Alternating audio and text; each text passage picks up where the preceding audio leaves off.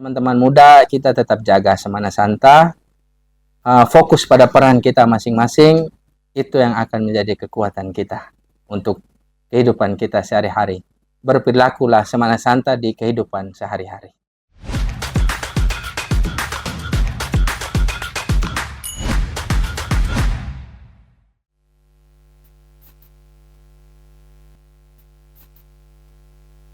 Halo, jumpa lagi bersama saya Sevi Bella di Ruby Rumah Bincang. Nah, spesial hari ini saya harus jujur memang ya. Saya berada di Kota Larantuka, salah satu kabupaten yang ada di Provinsi Nusa Tenggara Timur, yaitu Kabupaten Flores Timur yang beribu kotakan Larantuka. Saya hampir puluhan tahun berada di Kota Larantuka mengikuti tradisi Semana Santa yang ada di Kota Larantuka. Namun ada beberapa hal atau beberapa ornamen yang saya sendiri belum paham dan belum mengerti, bahkan bertanya-tanya, kok bisa ada ini, kenapa, untuk apa, dan lain sebagainya. Nah, hari ini di Ruby, Rumah Bincang kali ini menghadirkan seorang sosok yang disebut dengan Gendado. Gendado ini adalah seseorang yang bertugas untuk membunyikan alat musik. Nah, fungsinya apa, kapan latihannya, bagaimana memulainya, bagaimana cara menjadi Gendado, apa itu Gendado. Kita akan bertanya-tanya langsung, berbincang-bincang di Rumah Bincang, karena memang tujuannya di sini untuk itu. Ya, saya sudah kedatangan seorang tamu spesial hari ini. Beliau adalah Handri Dias, ya betul ya? Randi. Oh, Randi ya? Saya salah. Bahaya nih kalau seandainya yang mewawancara hostnya tidak tahu narasumber punya nama nih ya. Oke, sudah ada bersama saya ini saudara Randi Dias. Beliau ini Gendado. Tapi sebenarnya basicnya adalah arsitek ini ya. Wow. Jadi saya berbicara dengan seorang arsitek, tapi juga berbicara dengan seorang yang meneruskan tradisi Semana Santa. Gitu. Bertugas ini ya, kalau kita lihat waktu prosesi Jumat Agung atau saat prosesi antaran dari Jumat siang ke gereja katedral dari Kapela Tuan Ma, biasanya saudara Randi ini bertugas sebagai Gendado. Kita akan bercerita dengan Randi atau menanyakan bagaimana prosesnya. Tapi kita tanya dulu. Salam sehat buat Sehat. Randi. Aman ya. Tugas beratnya ya beliau ini ya. Sedang sibuk-sibuknya dengan data-data dari apa ya? Erupsi Gunung Lewatobi laki-laki. Salam tangguh buat Om Randi. Siap. Saya mau tanya dulu Om Randi, Gendado ini apa sebenarnya Gendado? Genda itu kan Gendado. Genda itu dari kata gendang sebenarnya. Gendang, do itu artinya kedukaan. Jadi Gendado itu sebenarnya genderang kedukaan. Jadi Gendado itu sebenarnya bukan karena pengaruh Portugis, tapi memang sudah ada dari masa sebelum hadirnya Semana Santa ini. Jadi Gendado ini diinkulturasi masuk ke dalam Semana Santa dari budaya asli kita, budaya Lama Holot yang belum punya agama waktu itu. Dulu di saat Raja Adobala belum dipermandikan, agama belum dikenal. Nah, itu biasanya di kerajaan tuh kalau ada pembesar-pembesar kerajaan atau orang-orang penting kerajaan, raja meninggal, itu pasti gendang sama gong itu ditabuh. Untuk memberitahukan bahwa kita sedang berduka ini. Nah, kalau sekarang kan itu biasanya lonceng di gereja atau sekarang lebih modern di calling. Di pengeras-pengeras suara di tiap-tiap itu. Tapi dulu kan seperti itu. Hal ini diinkulturasi masuk di saat Portugis masuk Semana Santa itu. Sehingga Gendado ini hadir dari inkulturasi budaya yang masuk ke dalam budaya yang dari luar. Itu Gendado sendiri. Sip. Kemudian untuk menjadi Gendado ini bagaimana? Dulu itu ada petugas yang dipilih oleh raja. Tetapi karena sering berganti-ganti, akhirnya iramanya juga sering berganti-ganti.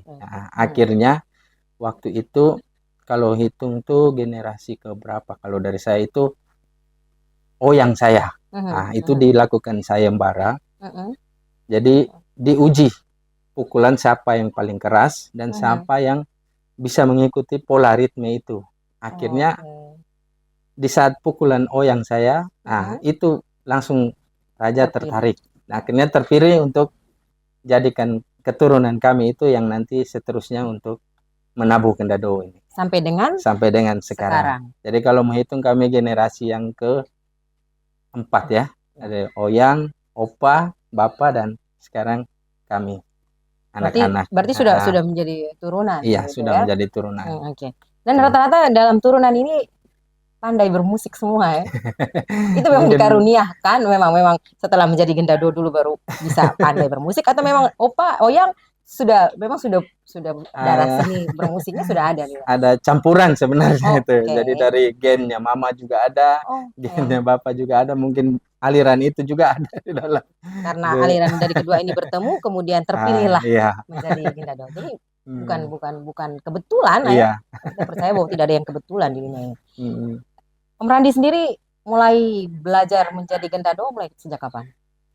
Kami itu sekitar umur 12 tahun, itu SD kelas 5, kelas 6 itu.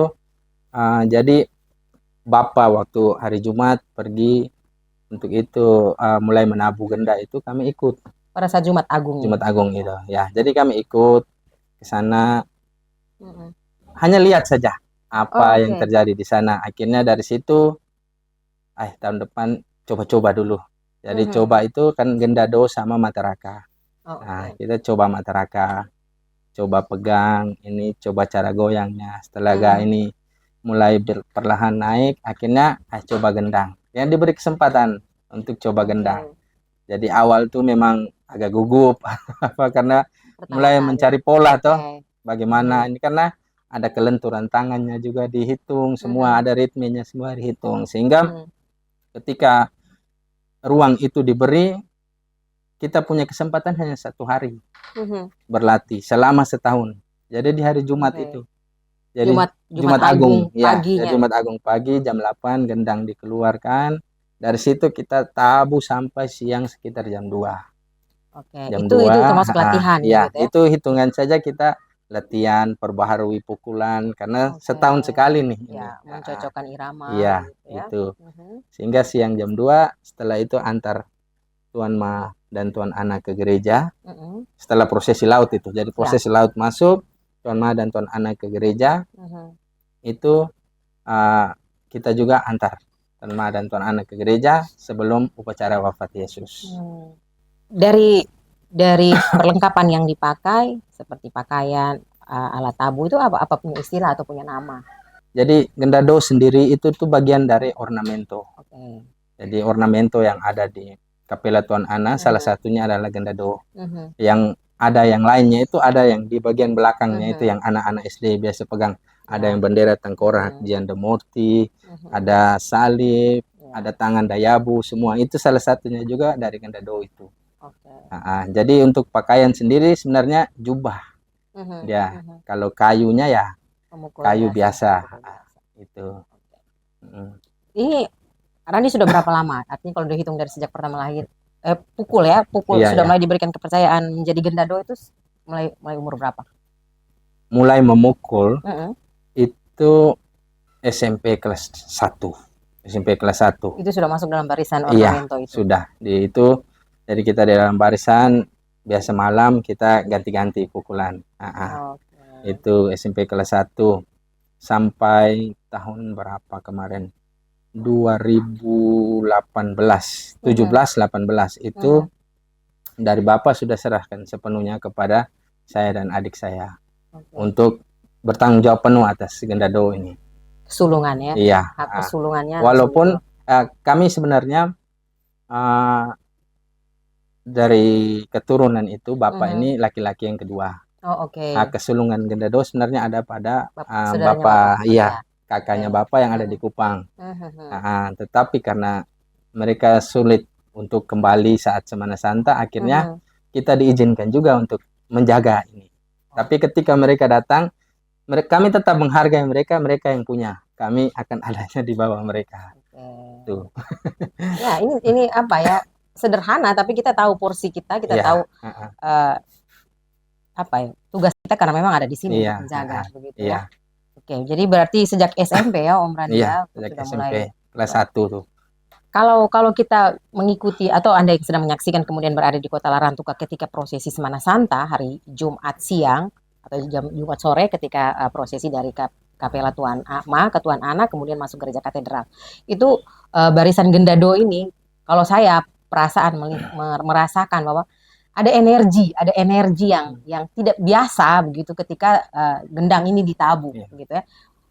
Kita lihat Om Randi seperti ini biasa, tapi ketika Om Randi sudah berjubah, kemudian memakai perlengkapan itu dan menabuh, itu ada energi lain yang secara spiritual kita rasa berbeda, gitu.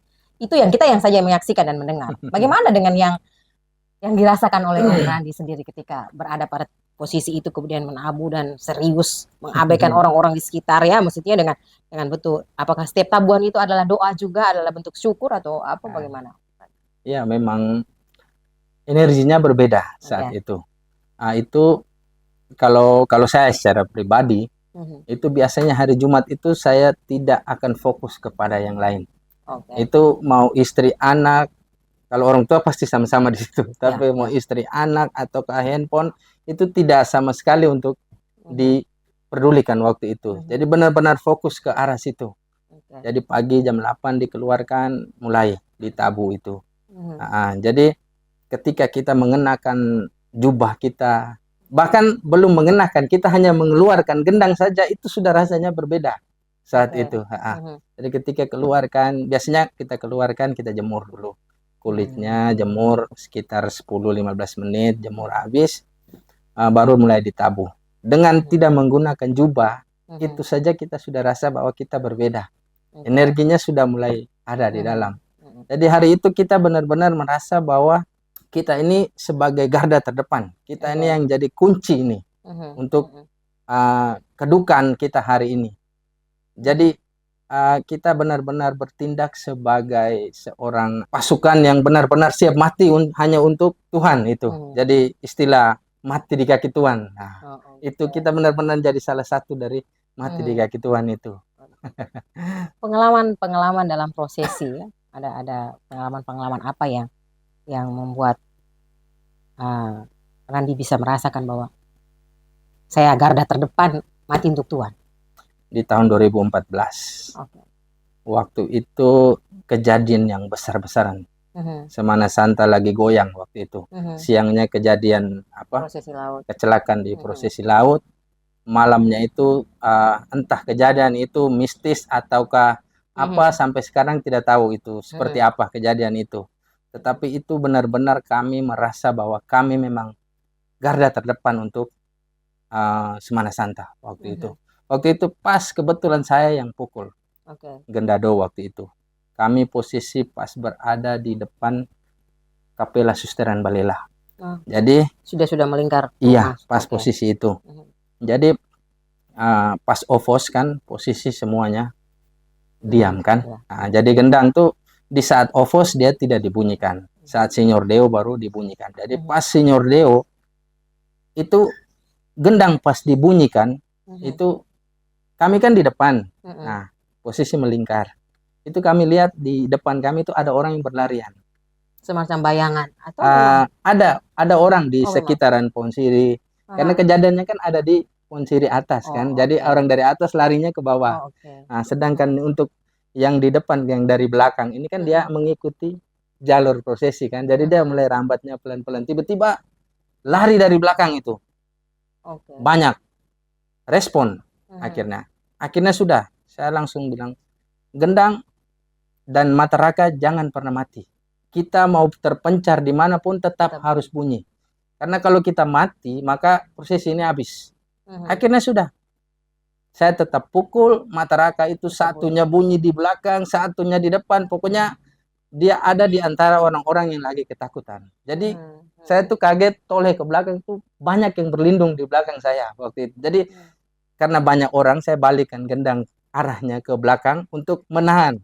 Tapi herannya tidak ada satu orang pun yang tabrak gendang itu. Walaupun lari banyak dari sana. Jadi pas toleh banyak ternyata yang berlindung di belakang tuh. Itu akhirnya sudah kami tenangkan situasi semua. Akhirnya prosesi tetap lanjut. Tapi ya situasi waktu itu kan sangat apa ya, sangat drop kan waktu itu karena tiba-tiba akhirnya, tapi sampai selesai tugas itu sampai selesai Jadi kami tetap benar-benar itu mati apapun yang terjadi, iya kami garda terdepan untuk iya mengamankan mati di proses kaki itu. Tuhan. Wow, luar biasa. Itu selama pengalaman selama prosesi ya. Prosesi ya. Tapi sepanjang usia ya, sepanjang hidup Om Randi kemudian apa terpilih dalam keluarga garis keturunan ini, terpilih sebagai gendado, apa yang dirasakan secara pengalaman, secara kita berbagi kisah ya. Iya ya. Itu bagaimana tuh Om Randi? Kalau apa dia, kalau kami kan tidak terpilih sih sebenarnya, kan langsung kan. Ya. Jadi secara otomatis anak laki-laki itu otomatis dia akan jadi penabuh.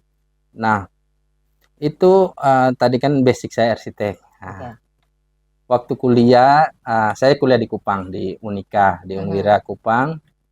Sering kalau pasca Semana Santa pulang pergi ikut Semana Santa di sini.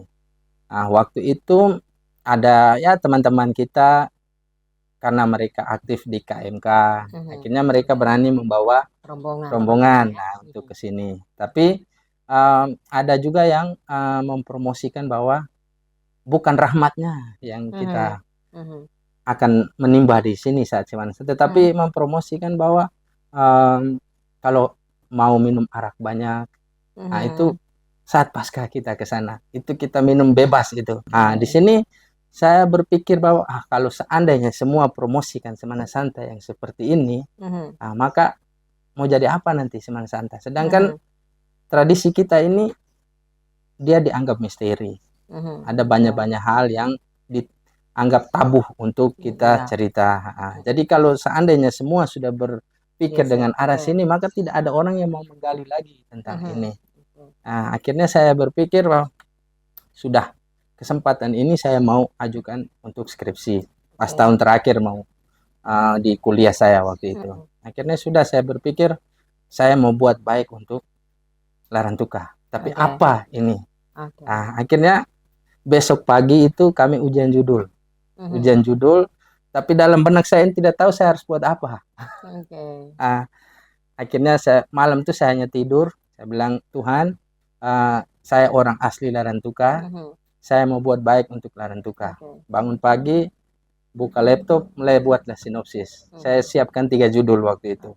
Judul yang pertama itu penataan kawasan wisata rohani Semana Santa, Kotarinya Larantuka, itu pariwisata. Yang kedua itu penataan kawasan Bukit Fatimah.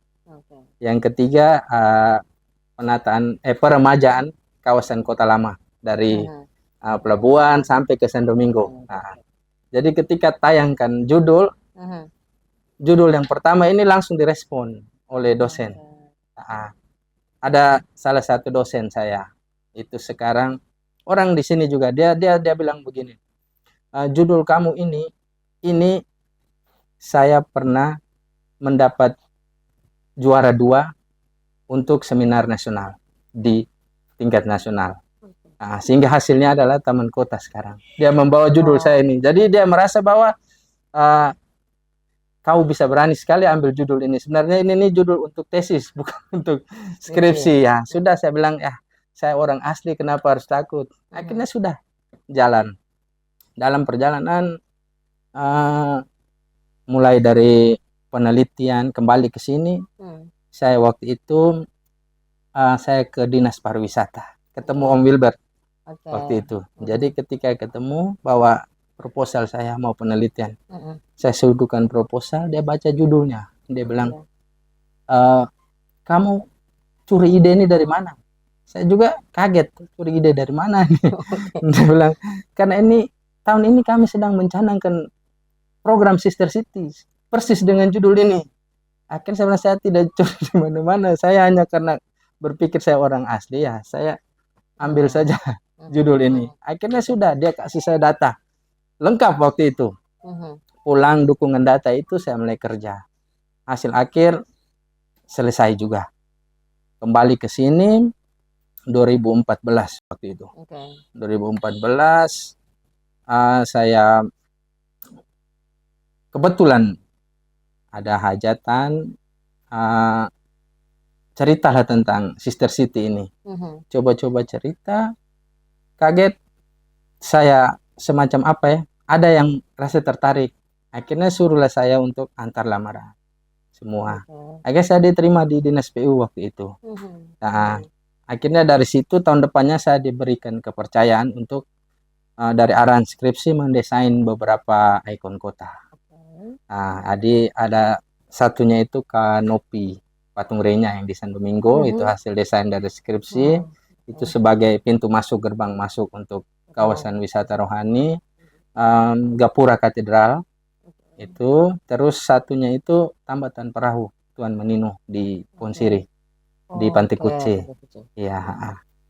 Nah, dari situ saya merasa bahwa pengaruh Semana Santa dalam hal ini Gendado ini sangat besar dalam pengaruh diri saya. Dari situ hal-hal yang namanya Semana Santa itu untuk saya tetap perjuangkan untuk generasi muda ini, bagaimanapun harus tahu apa itu Semana Santa. Jangan sampai ketika omong Semana Santa lari. Akhirnya arahnya ke minum mabuk, hanya bisa ke situ karena tidak percaya diri kan. Ya, itu mungkin itu pengalaman sampai kenapa Gendado itu ada di dalam diri saya di setiap harinya itu seperti itu sih. Mengemban tugas sebagai Gendado ini juga berpengaruh terhadap perilaku. Iya. Ya, itu sangat berpengaruh itu. Apa yang perilaku ini kita semacam jadi pemimpin. Jadi ketika saya waktu itu setelah saya mendapat tugas itu, jadi setelah habis kuliah saya itu terpilih menjadi OMK, ketua OMK di lingkungan. Nah, setelah itu dari lingkungan lepas jabatan saya terpilih jadi ketua OMK di paroki. Nah, dalam masa paroki itu terpilih juga sebagai ketua OMK di dekanat. Jadi semacam bahwa kenapa kita harus takut dengan orang. Jadi rasa Gendado itu dia memberi spirit bahwa kalau kita benar maju, tidak perlu harus takut dia siapa. Karena itu sudah ada dalam diri. Itu spirit itu sebenarnya. Juga sebagai pemimpin ya, mengayomi, iya, memberi contoh. Iya, ya. Itu lebih banyaknya ke arah situ. Ini semangat yang sebenarnya mungkin orang berpikir bahwa beda-beda aja ya, biasa saja kan. Tapi ternyata kita baru tahu ternyata ada.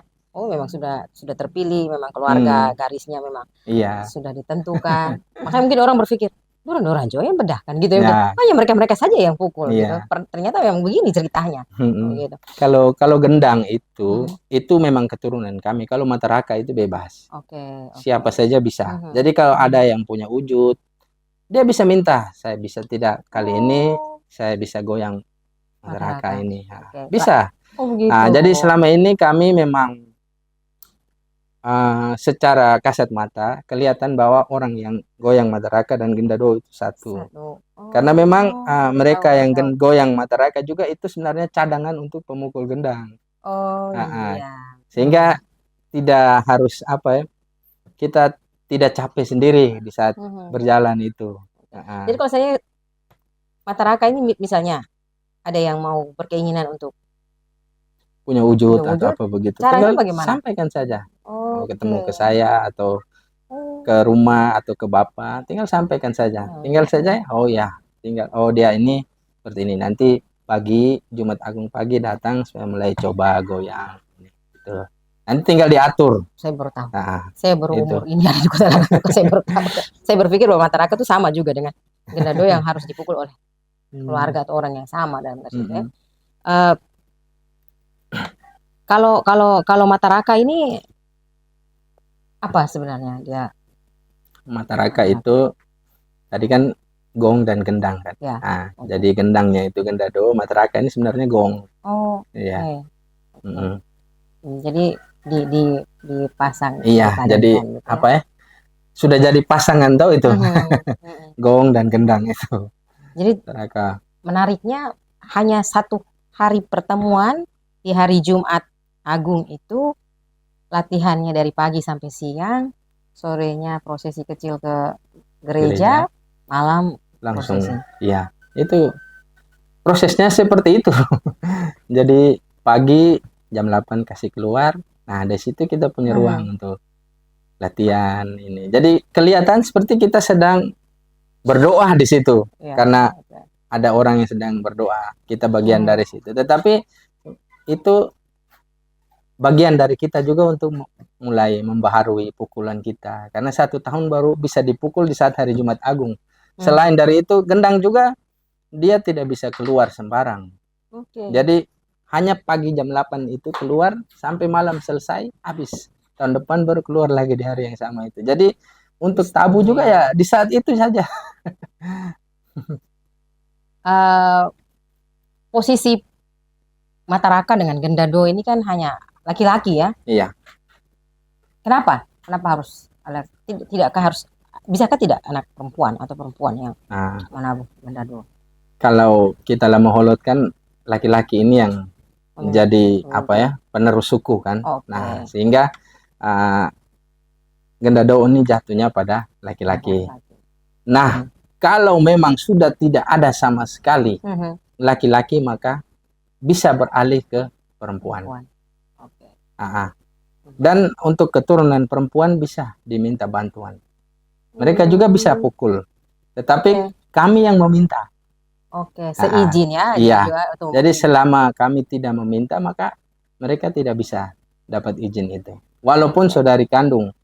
Jadi kalau saudari kandung saya nikah, anaknya kalau kami minta bisa untuk bergabung dengan kami. Jadi porsi-porsi peran-perannya memang. Iya. Kita jaga, sangat jaga porsi itu. Menarik ya. Kalau Om Randi ini punya perjalanan yang diceritakan tadi terkait dengan skripsi, kemudian pekerjaan, pola kepemimpinan, mengatur perilaku hidup, kemudian membuatnya jadi seperti ini. Kalau lukisan di belakang ini juga pemiliknya juga hidup dengan sebagai pelukis religi gitu. Dan mengangkat tema Semana Santa juga ya. Kita sudah berada di tempat tinggal kita, kemudian kita melirik hal-hal yang luar biasa di luar sana tuh yang bukan milik kita tuh akan mengalami kesulitan. Timbang kita mendalami yang sudah kita punya yang ada di sini. Ada hal yang mau disampaikan oleh Randi untuk generasi muda atau terkait dengan yang menyaksikan ini sebagai kita yang menjaga dan melestarikan Semana Santa sendiri itu, kalau bagi saya ibaratnya seperti dos. Jadi saya punya sebuah dos. Jadi saya titip nih ke Kak Sevi kan. Baru saya bilang tolong jaga, nanti baru saya datang ambil. Nah, tetapi dalam perjalanan saya tidak kembali lagi ke sini untuk mengambil ini. Nah, Kak Sevi sendiri, ini sebenarnya isinya apa? Bukan punya saya juga. Saya kasih ke, tolong jaga lagi yang lain, ini. Nah, itu Semana Santa sekarang seperti itu realitanya. Nah, sehingga kalau kita tidak mencari dos itu kembali dan mengetahui isinya, nah, siapa lagi yang harus mengetahui dos itu, mencari dos itu lagi. Nah, saya mengajak teman-teman orang muda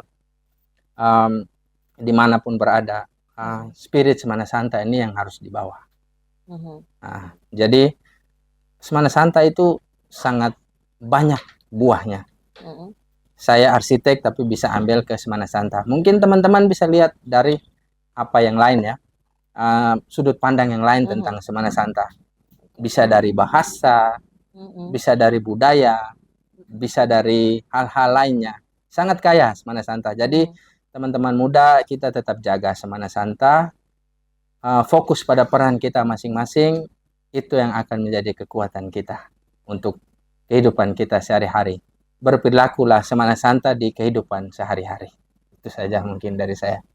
Terima kasih Om Randi sudah hadir di Ruby, sudah berbagi cerita dengan kita. Memang saya dari awal sudah jujur bahwa saya memang tidak tahu ketika kita memotret, ketika Om Randi teman-teman syuting, bikin video dan lain sebagainya. Tapi hari ini baru secara lengkap, secara utuh kita mengetahui Gendado, Mataraka, prosesnya bagaimana, kapan latihannya dan seperti apa. Terima kasih sekali lagi untuk bincang-bincang kita hari ini, sudah berbagi juga cerita pengetahuan ke kita, dan ini bisa didengar dan diceritakan juga kepada generasi-generasi kita, adik-adik kita yang lain. Mari kembali melestarikan budaya kita, terutama Semana Santa. Kita pulihkan dia kembali seperti tradisi yang dulu. Hal-hal yang tabu yang tidak perlu diperbincangkan, tidak perlu dicari tahu, tidak usah dicari tahu karena itu sebuah misteri. Daripada nanti kita sakit kepala kemudian memperdebatkannya. Terima kasih, saya Sevi Belang sudah menyaksikan Ruby Rumah Bincang edisi spesial bersama Gendado. Sampai jumpa dan salam tangguh.